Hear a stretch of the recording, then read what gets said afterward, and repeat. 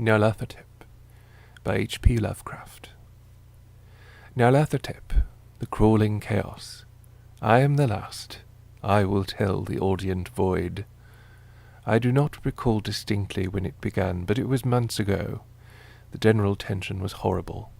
To a season of political and social upheaval was added a strange and brooding apprehension of hideous physical danger, a danger widespread and all-embracing, such a danger as may be imagined only in the most terrible phantasms of the night. I recall that the people went about with pale and worried faces, and whispered warnings and prophecies which no one dared consciously repeat or acknowledge to himself that he had heard.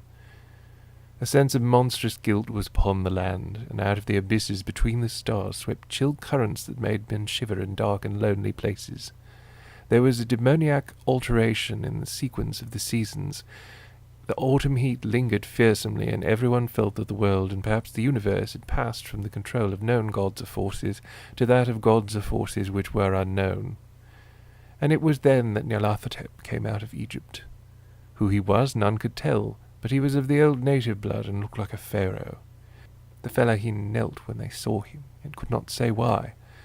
He said he had risen up out of the blackness of 27 centuries, and that he had heard messages from places not on this planet. Into the lands of civilization came Nyarlathotep, swarthy, slender, and sinister, always buying strange instruments of glass and metal, and combining them into instruments yet stranger. He spoke much of the sciences, of electricity and psychology, and gave exhibitions of power which sent his spectators away speechless, yet which swelled his fame to exceeding magnitude. Men advised one another to see Nyarlathotep, and shuddered. And where Nyarlathotep went, rest vanished, for the small hours were rent with the screams of nightmare. Never before had the screams of nightmare been such a public problem. Now the wise men almost wished they could forbid sleep in the small hours, that the shrieks of cities might less horribly disturb the pale, pitying moon as it glimmered on green waters, gliding under bridges, and old steeples crumbling against a sickly sky. I remember when Nyarlathotep came to my city, the great, the old, the terrible city of unnumbered crimes. My friend had told me of him, and of the impelling fascination and allurement of his revelations, and I burned with eagerness to explore his uttermost mysteries. My friend said they were horrible and impressive beyond my most fevered imaginings, that what was thrown on a screen in the darkened room prophesied things none but Nyarlathotep dared prophesy, and that in the sputter of his sparks there was taken from men that which had never been taken before, yet which shewed only in the eyes. And I heard it hinted abroad that those who knew Nyarlathotep looked on sights which others saw not. It was in the hot autumn that I went through the night with the restless crowds to see Nyarlathotep. Through the stifling night and up the endless stairs into the choking room, and shadowed on a screen I saw hooded forms amidst ruins, and yellow evil faces peering from behind fallen monuments, and I saw the world battling against blackness, against the waves of destruction from ultimate space, whirling, churning, struggling around the dimming, cooling sun. Then the sparks played amazingly around the heads of the spectators, and hair stood up on end, whilst shadows, more grotesque than I can tell, came out and squatted on the heads. And when I, who was colder and more scientific than the rest, mumbled a trembling protest about imposture and static electricity, Nyarlathotep drove us all out, down the dizzy stairs into the damp, hot, deserted midnight streets. I screamed aloud that I was not afraid, that I could never be afraid, and others screamed with me for solace. We swore to one another that the city was exactly the same and still alive, and when the electric lights began to fade, we cursed the company over and over again, and laughed at the queer faces we made. I believe we felt something coming down from the greenish moon, for when we began to depend on its light, we drifted into curious involuntary formations, and seemed to know our destinations, though we dared not think of them. Once we looked at the pavement and found the blocks loose and displaced by grass, with scarce a line of rusted metal to shew where the tramways had run.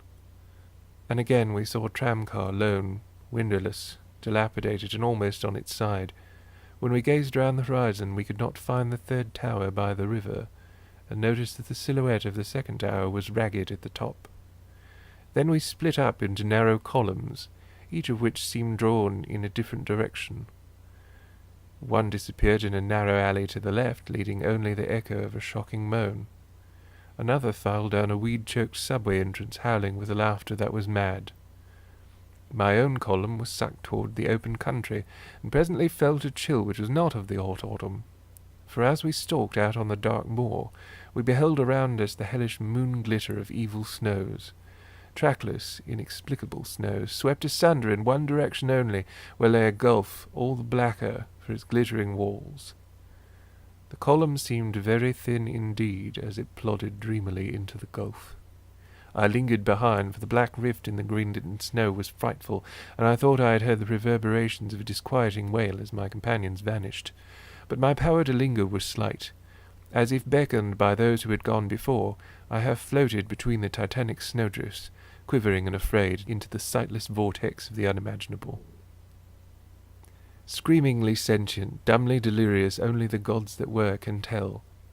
A sickened, sensitive shadow writhing in hands that are not hands, and whirled blindly past ghastly midnights of rotting creation, corpses of dead worlds with souls that were cities, charnel winds that brush the pallid stars and make them flicker low.